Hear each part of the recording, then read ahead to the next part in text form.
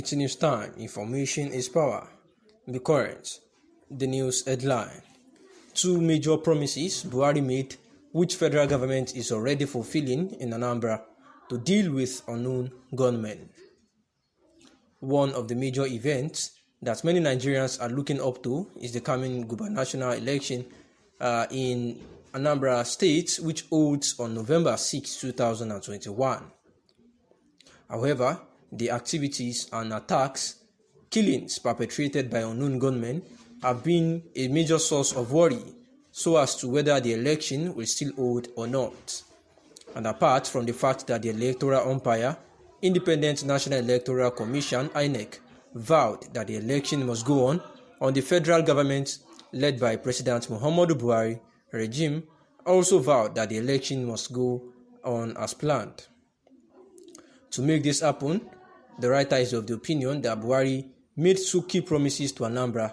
He then reiterated the two promises during a security meeting with Anambra Governor Willie Obiano on the coming election in the state, which is somehow threatened by activities of the unknown gunmen. This article will discuss the two major promises Buhari made Anambra aimed at crushing the unknown gunmen and dealing with security threats. In fact, the federal government has even started fulfilling two promises concerning the crucial governorship election in Anambra State. Firstly, President Muhammadu Buhari promises to increase the security presence in Anambra State, and this was one of the key promises Buhari made during his meeting with Willie Obiano. And to make good this promise, the federal government, through the Inspector General of Police, Usman Baba Akali, days ago ordered deployment of special forces into Anambra State to help the regular police so as to combat and deal decisively with the unknown gunmen. The IGP also changed the Commissioner of Police in the state. New Commissioner of Police Echeng was deployed to Anambra to replace CP Tony Olofu. He will then lead the special forces and others to combat the unknown gunmen and other security threats in the state.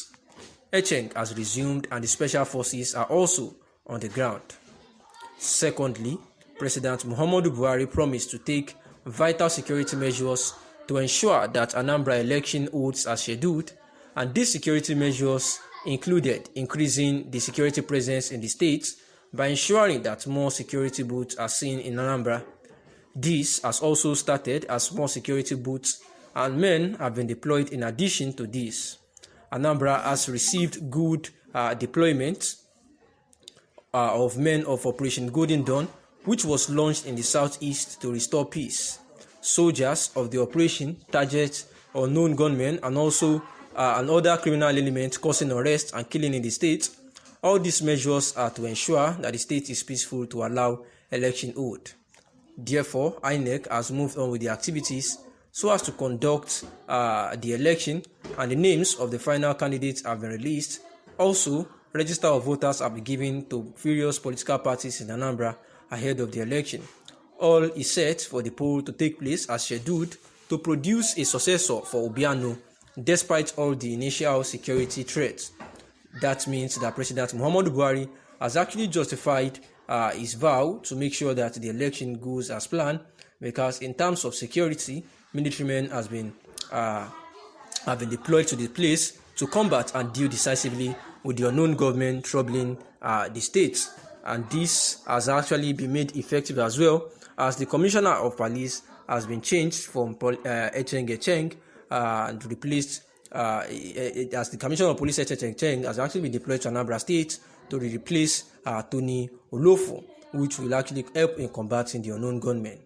And this is after the CNG had actually said that they do not want to coexist with the southern part of Nigeria anymore.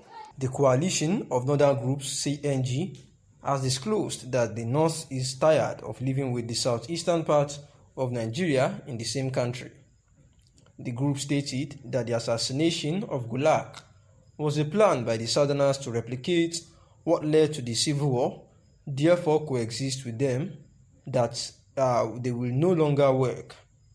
This was disclosed by CNG spokesman Abdulaziz Sulaiman, who said that the current insecurity in the southeast, particularly the elimination of the northerners in the region, is funded by Igbo society both at home and in diaspora. He said violent rascality by the indigenous people of Biafra, the ESN, and other assortment of armed Igbo gangs is funded, fully supported and emboldened by every component of the Igbo society at home and in diaspora.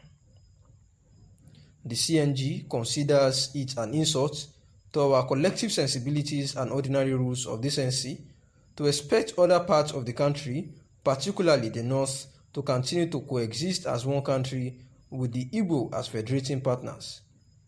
He added, the coordinated incessant attacks on police formations in Imo, Ebonyi, Aba, Ibadan, Enugu, and Anambra, and most recently the police headquarters in Kwara, and Sunday's cold-blooded assassination of Ymyet, a prominent northern leader, are part of a wider plan by the Igbo to replicate the ugly events of 1966, and the more reason why we cannot be reasonably expected to live with them as a nation any longer. Meanwhile, the Northern Youth Council of Nigeria, NYCN, has given the Imo State Governor Hope Uzodinma an ultimatum to produce the killers of Gulag, else the group will avenge. The statement reads, "Let us state categorically that Northern youth will do everything within their powers to force the government of Imo to bring the perpetrators of this crime to justice. The Imo State Governor and other Southeast governors should take note that we shall not accept the continued killing of Northerners and Northern elites in their region, as we shall take revenge henceforth." And this is the coalition of northern groups CNG, who have disclosed that the north is tired of living with the southeastern parts of Nigeria.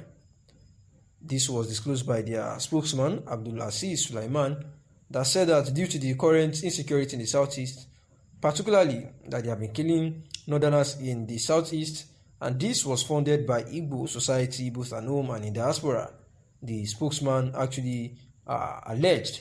He also said that violent rascality by the IPOB and the ESN are another thing that is fully supported by the Igbo society. The coalition of northern groups, CNG, also said that it is an insult to the collective sensibilities and rules of decency in the country to coexist as one country with the Igbos as federating partners. He also said that the coordinated incessant attacks on police stations, both in Imo, Ebonyi, Ibadan, Enugu, Anambra, and some others recently, and in Kwara as well, says that there was a cold-blooded assassination of one Ymyet, who is actually a prominent northern leader, and this was actually a wider plan by the Igbo to replicate the ugly events of 1966 and more, and the reason why they cannot reasonably expected to live with them as a nation any longer. The Northern Youth Council, NYCN, also had actually given the Imo State Governor, Hope Uzodinma, an ultimatum to produce the killers of Gulag, or else their group will actually take revenge.